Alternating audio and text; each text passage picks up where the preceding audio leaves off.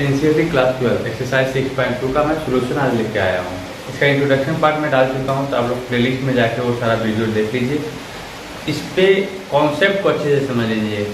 कौन से टॉपिक पे है?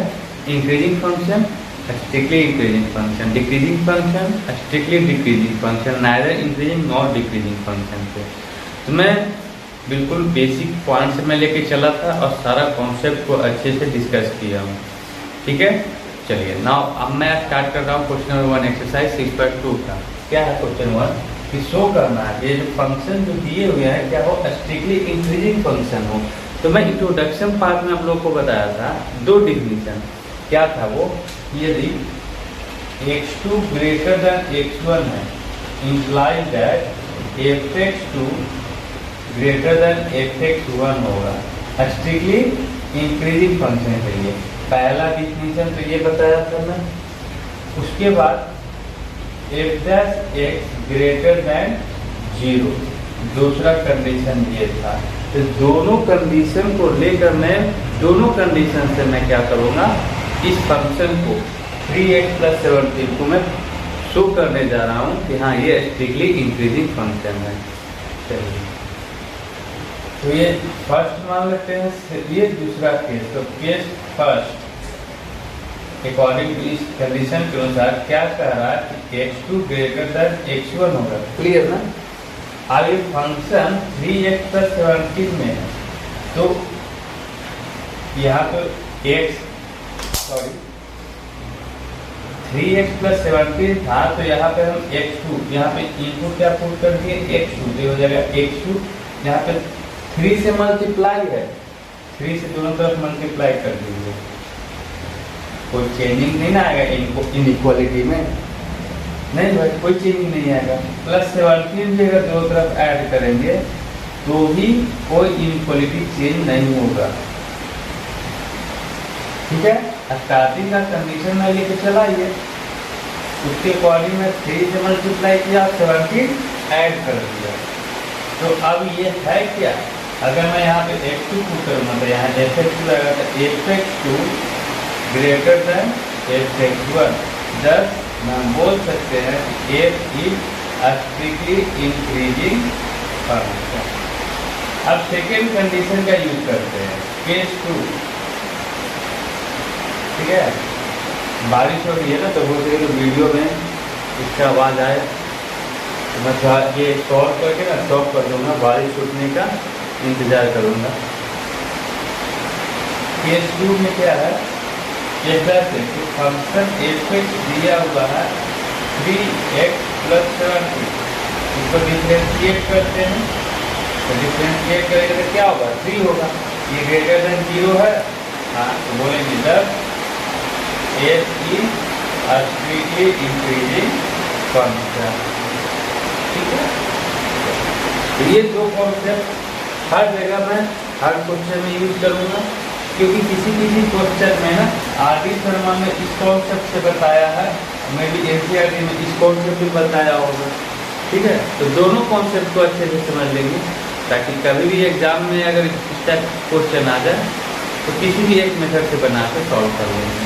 ठीक है, ये खुद से कोशिश करिए, नहीं बनेगा तो मैं फिर सोल्यूशन दे ही रहा हूँ, वीडियो को पॉज करके खुद से सॉल्व करने की कोशिश करिए।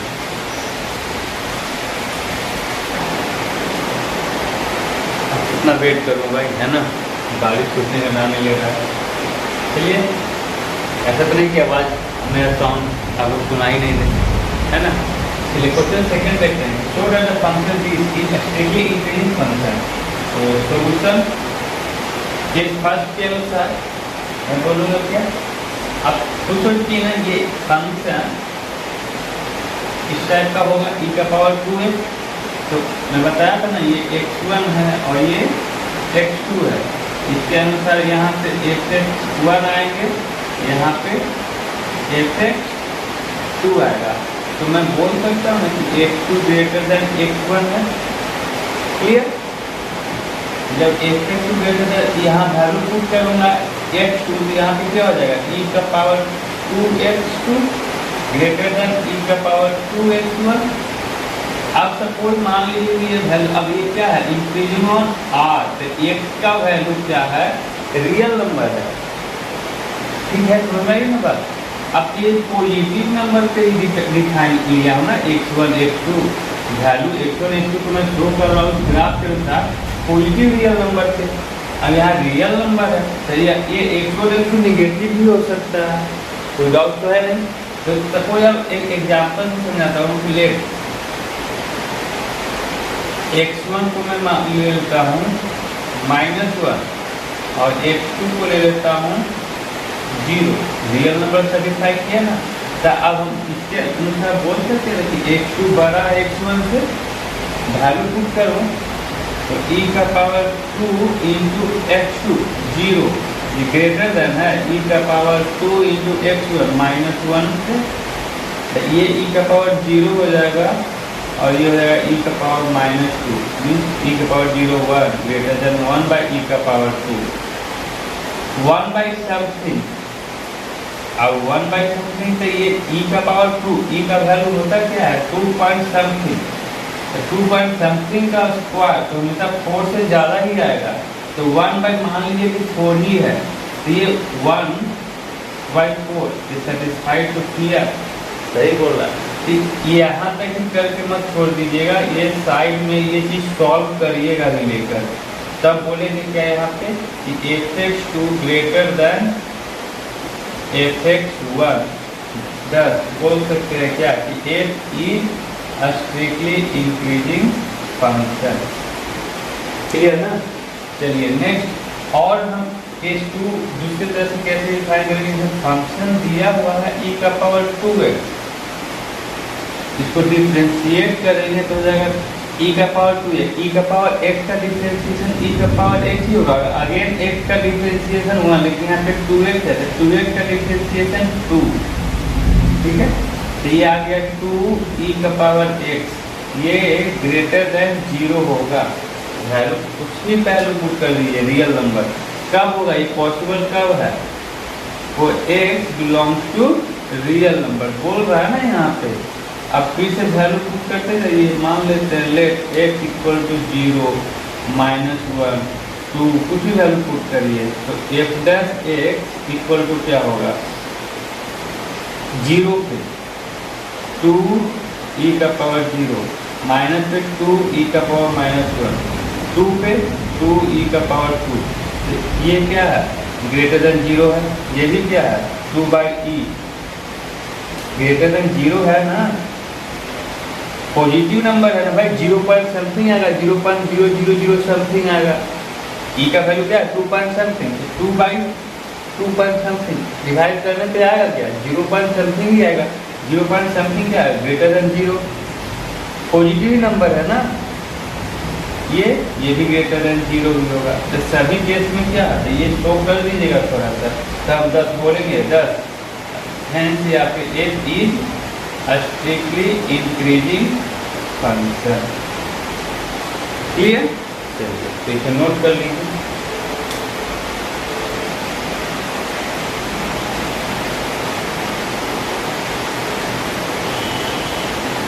क्वेश्चन नंबर 3 देखते हैं, क्या है कि sin x फंक्शन को आपको शो करना है कि स्ट्रिक्टली इंक्रीजिंग होगा कब, जब कंडीशन दिया हुआ है 0 से π/2 के। तो फर्स्ट क्वेश्चन सॉल्यूशन देखते हैं, क्या स्ट्रिक्टली इंक्रीजिंग शो करना है। तो पहला case x2 greater than x1 दिया है, तो ये हो जाएगा sin x2 greater than sin x1, मान के चलेंगे ले x2 को मैं 60, अब ये कंडीशन है क्या 0 से π/2 के बीच में वैल्यू लेना है, यानी 0 से 90 के बीच में। x2 को 60 डिग्री दे देता हूँ और x1 को 30 डिग्री, तो इसके according sin x2 sin 60 greater than sin 30, सही से बोल रहा है, √3/2 ग्रेटर देन 1/2 फुलफिल हो गया। तो बोलेंगे sir f is strictly increasing function। First case हुआ, लेकिन अब ये इस कंडीशन के अनुसार ना, अब सेकेंड या फिर दूसरी तरह से बोल सकते हैं, अगर f of x equal to sin x है तो एक इसका निकालिए, क्या हो जाएगा cos x। अब ये क्या होना चाहिए, स्ट्रिक्टली इंक्रीजिंग के लिए ग्रेटर देन 0। तो अब कंडीशन क्या था, 0 से π/2। 0 से π/2 कौन सा क्वाड्रेंट है, फर्स्ट क्वाड्रेंट। क्वाड्रेंट तो आपको पता है ना, क्लास 10 में जानते हैं। तो cos x फर्स्ट क्वाड्रेंट में क्या होता है, फर्स्ट क्वाड्रेंट में और ट्रिग्नोमेट्रिक फंक्शन पॉजिटिव, तो हम बोलेंगे ग्रेटर देन 0। क्या लिखेंगे, इन फर्स्ट क्वाड्रेंट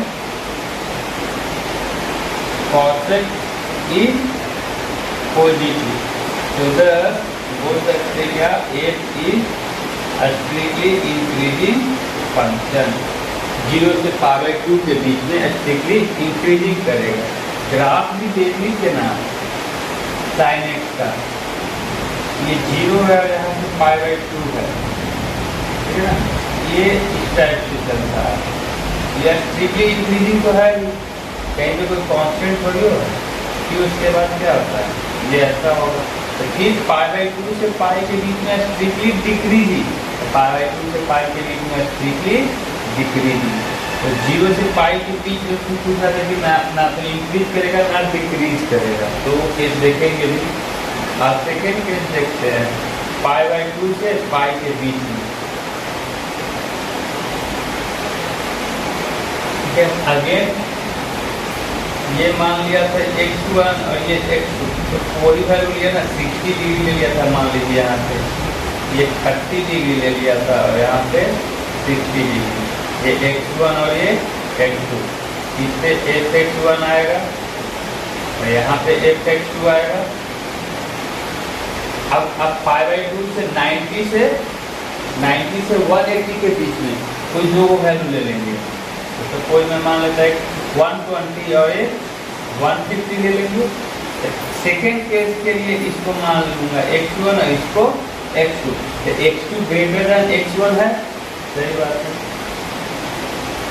लेकिन स्ट्रिक्टली डिक्रीजिंग के केस के लिए है, हाँ तो स्ट्रिक्टली डिक्रीजिंग में भी तो यही केस था, लेकिन इम्प्लाई क्या होना चाहिए था कि fx1 इनइक्वालिटी चेंज हो जाता था, माने कहने का मतलब कि fx2 क्या हो जाएगा, लेस देन fx1। ये मुझे लाना है, गिवन ये है और मुझे ये शो कर देना, तो बोल देंगे क्या कि स्ट्रिक्टली डिक्रीजिंग फंक्शन है। तो x2 ग्रेटर देन x1 है, ठीक है। अब वैल्यू पुट कर देंगे sin x में, तो क्या हो जाएगा sin x2 less than sin x1। कैसे मान लूंगा, let x1 equal to 120 degree and x2 equal to 150, put करेंगे वैल्यू, तो sin 150 लेस देन sin 120। इसको सॉल्व करेंगे कैसे, 90 प्लस थीटा में, तो 90 plus 60 less than sin 90 plus 30।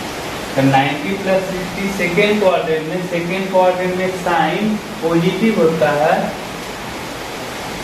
और साइन चेंज हो जाता है cos में, cos 60 लेस देन, ये भी क्या हो जाएगा cos 30। तो cos 60 का वैल्यू क्या होगा,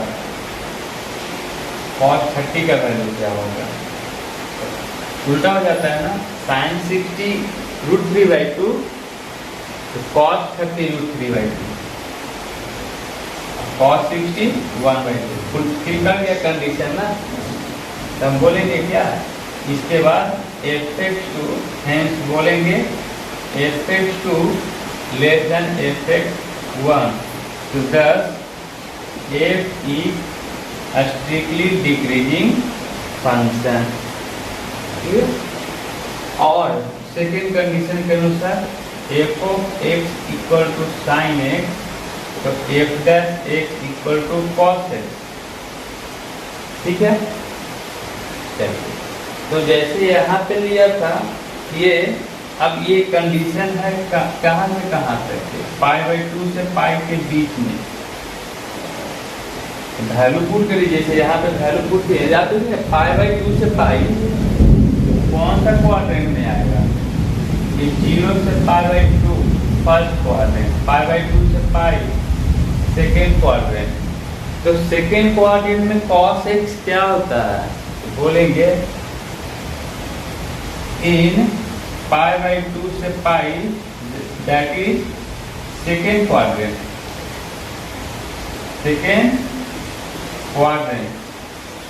and we know that in second quadrant cos x is negative। Second quadrant में क्या होता है पॉजिटिव भाई, साइन और cos x, सिर्फ cos तो निगेटिव ही होता है। तो f dash x less than 0, thus f is a strictly decreasing function। अब लास्ट c आ गया, c का देखते हैं कि ना तो नाइदर इंक्रीजिंग नॉर डिक्रीजिंग। तो नाइदर इंक्रीजिंग नॉर डिक्रीजिंग का केस में बोले थे कि तीनों कंडीशन सेटिस्फाई हो, वो ग्रेटर देन 0 भी हो, लेस देन 0 भी हो और इक्वल टू 0 हो, तीनों सेटिस्फाई कर गया तो बोलेंगे कि क्या हो, ना तो इंक्रीज कर रहा है और ना ही तो डिक्रीज कर रहा है। तो यहाँ पे देखिए ना, ये इंक्रीज कर रहा है और यहाँ पे टेंजेंट ड्रॉ करेंगे तो क्या हो जाएगा, m 0 हो जाएगा। यहाँ पे टेंजेंट ड्रॉ करेंगे तो ये सब इंट्रोडक्शन पार्ट होता है, यहाँ m पॉजिटिव हो जाएगा, यहाँ m निगेटिव हो जाएगा। तो स्लोप कौन देता है, डेरिवेटिव। तो यहाँ पे derivative greater than 0, equal to 0, less than 0 कैसे करेंगे, तो अभी तो निकाला ना, f of x first case में greater than 0, f dash x इस केस में निकाला लेस देन 0 है, और आप ही पुट कर दीजिए ना f dash x equal to 0 है, कैसे, f डैश 0 पुट करते हैं, cos x, f of cos x equal to 0 है, x इक्वल टू 0, नहीं सॉरी किससे, पाई बाई 2 पे, x इक्वल टू पाई बाई 2 पे, पाई बाई 2 ही पे नहीं 0 आ रहा है। तीनों कंडीशन फुलफिल हो गया तो इसमें बोल देंगे neither increasing not decreasing function. Clear concept, तो नोट कर लीजिए।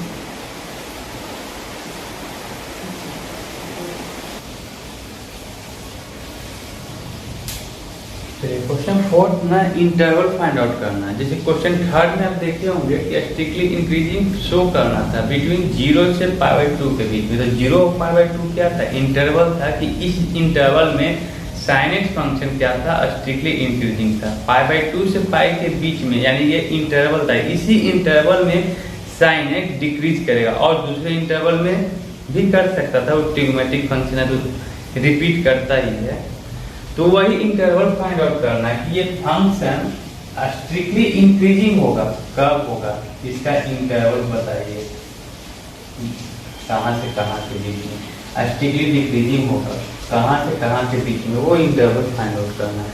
तो इस टाइप के क्वेश्चन के लिए ना फर्स्ट क्या आप सोचना, अगर मैं देखूँ तो क्या होगा ना, आप दिमाग में बैठा लीजिए, फर्स्ट फाइंड टर्निंग पॉइंट। अब टर्निंग पॉइंट क्या होता है, बोलेंगे a point on the curve, curve पे एक ऐसा पॉइंट वेयर टेंजेंट, उस पॉइंट पे टेंजेंट ड्रॉ करेंगे ना तो क्या होना चाहिए, पैरेलल होना चाहिए टू एक्स एक्सिस। तो इंट्रोडक्शन पार्ट इसलिए इम्पोर्टेंट हो जाता है ना कि वहाँ से सारा कॉन्सेप्ट आपको मिल जाता है, ताकि सॉल्यूशन जब करें एक्सरसाइज का क्वेश्चन जब बनाए तो वो कॉन्सेप्ट के हेल्प से इजी वे में बन जाए। अब पैरेलल टू एक्स एक्सिस हो, उसके लिए अभी बताया था ना क्या, f डैश एक डेरिवेटिव क्या होना चाहिए, 0, तो वही तो करिए ना, f dash x equal to 0। तो इसको डिफरेंशिएट करेंगे तो 4x माइनस 3 इक्वल टू 0, तो x आ गया 3/4, यानी ये नंबर लाइन ले लिया, यहाँ पे 3/4 ले लेते हैं, रिटर्न माइनस इन्फिनिटी और इन्फिनिटी, तो दो इंटरवल एक मिल रहा है, माइनस इन्फिनिटी से 3/4 और 3/4 से इन्फिनिटी। अब ब्रेक कहाँ कर रहा है? ब्रेक करने का मतलब कि ये कोई फंक्शन जो है कहीं पे पैरेलल तो नहीं ना आ रहा है एक्स एक्सिस के, तो आ रहा है किस पे? 3/4 पे। यदि मैं टेंजेंट ड्रॉ करूंगा तो वहां पे क्या होगा? एक्स एक्सिस के पैरेलल होगा, तो वहां पे तो फंक्शन ब्रेक होगा ना। उसके बाद फिर चेंज होगा कुछ ना कि, या फिर वो कर्व हो गए ऐसे जाए वो डिफरेंट कर्व के अनुसार मुझे पता चलेगा। इसका कर्व ड्रॉ कर लीजिएगा तो उससे ऑफ क्लियर हो जाएगा। तो इंटरेस्टेड कर्व से कोई मतलब है नहीं। अब लेते हैं इन माइनस इन्फिनिटी से 3/4, चेक करते हैं कि इसके बीच में ये फंक्शन स्ट्रिक्टली इंक्रीजिंग होगा कि स्ट्रिक्टली डिक्रीजिंग होगा। तो इसके बीच में कोई एक और पॉइंट ले लेता हूँ, सपोज -2 ले लेते हैं। 0 भी होगा, 0 तो इसी में आएगा ना, 0 तो इसमें आएगा नहीं। 3/4 है, मीन्स व्हाट? Greater than 0। तो f' क्या निकाला हूँ? 4x - 3 वैल्यू पुट करके देखते हैं। f' ऑफ x - 2 ले लिया तो -8 - 3 = -11 लेस देन 0। 0 पुट करके देखते हैं। f' ऑफ 0 पुट किया तो 4x तो 0 हो जाएगा, बल्कि -3 यही लेस देन 0 है। तो हम बोल सकते हैं thus इन माइनस इन्फिनिटी से 3/4 के इंटरवल के बीच में function is strictly decreasing function. Decreasing function यानी ये बी हो गया, ठीक है ना? ये बी का सोल्यूशन हो गया। ए का तो इन इंटरवल कहाँ से कहाँ? 3/4 से इन्फिनिटी के बीच में। एक मिनट भाई,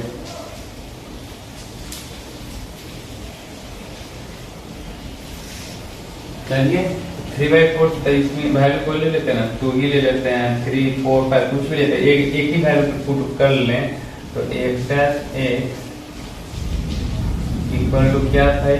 4x - 3। तो f' ऑफ 2 अगर लेट x = 2 लिया इफ, तो ये 4 2 8 - 3 = 5, ये ग्रेटर देन 0 हुआ। तो ग्रेटर देन 0 ये इंटरवल। अब इस 3/4 से इन्फिनिटी के बीच में कोई भी पॉइंट ले लीजिए, वो हमेशा f' x हमेशा ग्रेटर देन 0 ही देगा। f is strictly increasing function in interval 3/4 से इन्फिनिटी। यही इंटरवल फाइंड आउट करना था, ठीक है? इसे नोट कर लीजिए।